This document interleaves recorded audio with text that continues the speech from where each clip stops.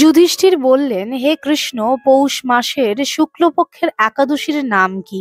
বিধি বা কি? কোন দেবতা ওই দিনে পূজিত হন এবং আপনি কার প্রতি সন্তুষ্ট হয়ে সেই ব্রত ফল প্রদান করেছিলেন? কৃপা করে আমাকে সবিস্তারে তা বলুন।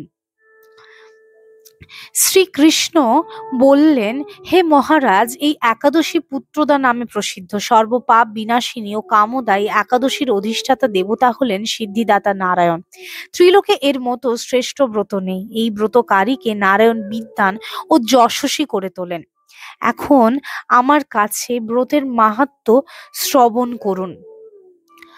ভদ্রাবতী পুরীতে সুকেতুমান নামে এক রাজা ছিলেন। তার রানীর নাম ছিল শৈব্যা। রাজ দম্পতি বেশ সুখেই দিন যাপন করছিলেন।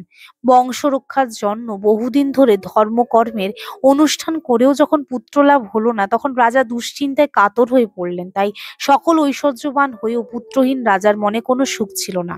তিনি ভাবতেন, পুত্রহীনের জন্ম বৃথা ও গৃহশূন্য। পিতৃদেব মনুষ্য লোকের কাছে যে ঋণ শাস্ত্রে উল্লেখ আছে, তা পুত্র বিনা পরিশোধ হয় না। পুত্রবান জনের এ জগতে যশলাভ ও উত্তম গতি লাভ হয় এবং তাদের আয়ু, আরোগ্য, সম্পত্তি প্রভৃতি বিদ্যমান থাকে। নানা দুশ্চিন্তাগ্রস্ত রাজা আত্মহত্যা করবেন বলে ঠিক করলেন। কিন্তু পরে বিচার করে দেখলেন, আত্মহত্যা মহাপাপ। এর ফলে কেবল দেহের বিনাশ মাত্র হবে, কিন্তু আমার পুত্রহীনতা তো দূর হবে না। তারপর একদিন রাজা নিবিড় বনে গমন করলেন। বন ভ্রমণ করতে করতে দ্বিপ্রহর অতিক্রান্ত হলো। রাজা ক্ষুধা তৃষ্ণায় অত্যন্ত কাতর হলেন। এদিক ওদিক জলাধির অনুসন্ধান করতে লাগলেন। তিনি চক্রবাক, রাজহংস এবং নানা রকম মাছে পরিপূর্ণ একটি মনোরম সরোবর দেখতে পেলেন। সরোবরের কাছে মুনিদের একটি আশ্রম ছিল। তিনি সেখানে উপস্থিত হলেন। সরোবর তীরে মুনিগণ বেদ পাঠ করছিলেন। মুনিবৃন্দের শ্রী চরণে তিনি দণ্ডবোধ প্রণাম করলেন। মুনিগণ রাজাকে বললেন, হে মহারাজ, আমরা আপনার প্রতি প্রসন্ন হয়েছি। আপনার কি প্রার্থনা বলুন। রাজা বললেন, আপনারা কে এবং কি জন্যই বা এখানে সমবেত হয়েছেন? মুনিগণ বললেন, হে মহারাজ, আমরা বিশ্বদেব নামে প্রসিদ্ধ এই সরোবরে স্নান করতে এসেছি। আজ থেকে 5 দিন পরেই মাঘ মাস আরম্ভ হবে।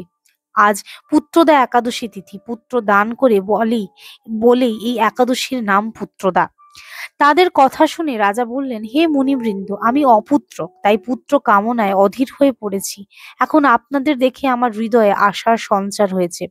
এ দুর্ভাগা পুত্রহীনের প্রতি অনুগ্রহ করে একটি পুত্র প্রদান করুন। মুনিগণ বললেন, হে মহারাজ, আজ সেই পুত্রদা একাদশী তিথি, তাই এখনই আপনি এই ব্রত পালন করুন। ভগবান শ্রী কেশবের অনুগ্রহে অবশ্যই আপনার পুত্র লাভ হবে। মুনিদের কথা শোনার পর যথাবিধানে রাজা কেবল ফল মূলাদি আহার করে সেই ব্রত অনুষ্ঠান করলেন। দ্বাদশী দিনে উপযুক্তভাবে তিনি ব্রত ভঙ্গ করলেন। মুনিদের প্রণাম নিবেদন করে নিজ গৃহে ফিরে এলেন।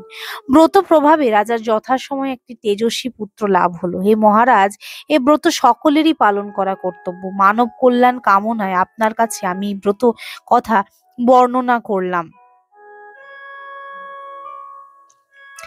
নিষ্ঠা সহকারে যারা এই পুত্রদা একাদশী ব্রত পালন করবে, তারা পুত নামক নরক থেকে পরিত্রাণ লাভ করবে। আর এই ব্রত কথা শ্রবণ কীর্তনে অগ্নিষ্ঠম যজ্ঞের ফল পাওয়া যায়। ব্রহ্মাণ্ড পুরাণে এই মাহাত্ম্য বর্ণনা করা হয়েছে।